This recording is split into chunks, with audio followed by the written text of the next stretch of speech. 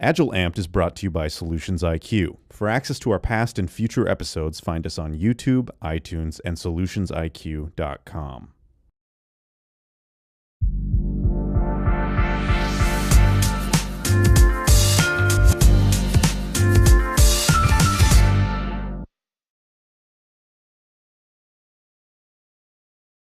Hi, welcome to Agile Amped. I'm Howard Sublett, and we are live podcasting today in Denver, Colorado at Mile High Agile. I'm joined today with Steve Martin, and Steve's topic, I love it, Managers and the Land of the Lost.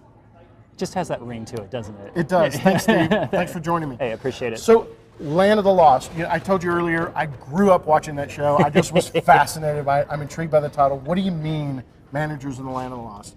Well, when we start talking about Agile and things like that, I take a look at three different groups of folks that are impacted with Agile. You know, of course, you've got the teams.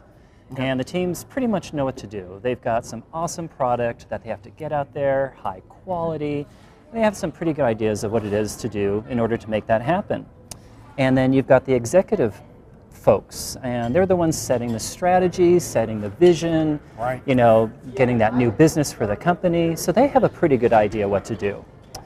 So then what happens is you've got these folks in the middle, the managers, and they're just kind of giving me, I call it the blank kitty stare face, which is kind of like the...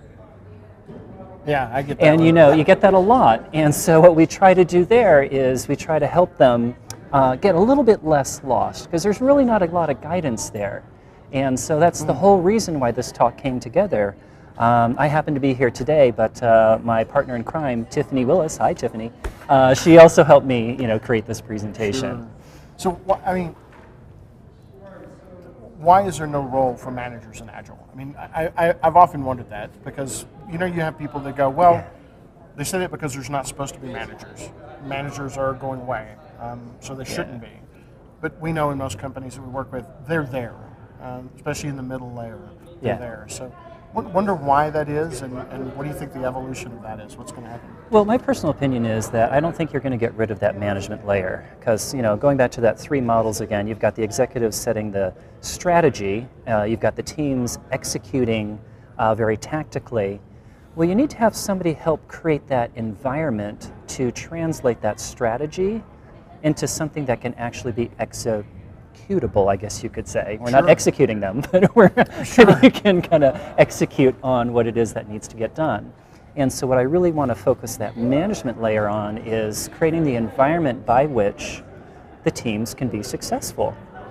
And that environment is not just a physical environment, it's a social environment, it's a creative environment, it's the technological environment, it's everything. Exactly, and it's even creating that workplace where people really want to come into work and have a great time and have pride in what they're doing.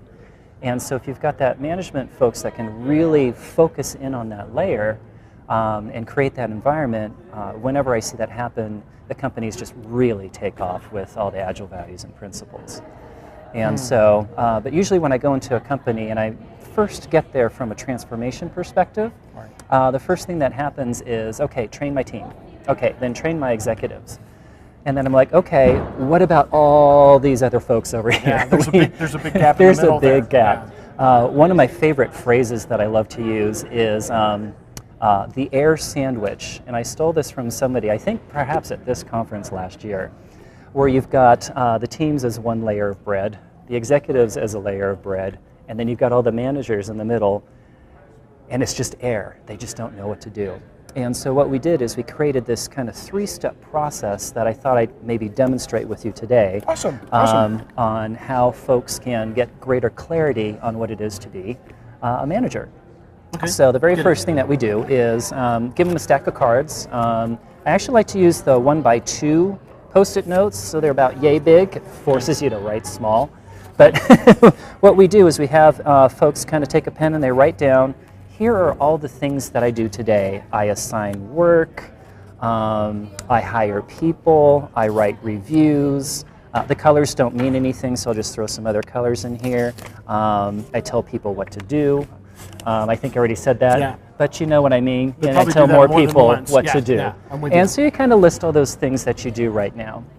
Now, in the talk, we spend the middle part of the lecture talking about the different characteristics of what we would consider an agile manager and agile leader. Right. Things such as servant leadership, where it's not about power for yourself, but it's distributing the power to enable others. We start talking about motivation. Dan Pink, I'm sure we're all familiar seeing the RSA animate. It's about setting, autonomy, mastery, purpose, and those types of things.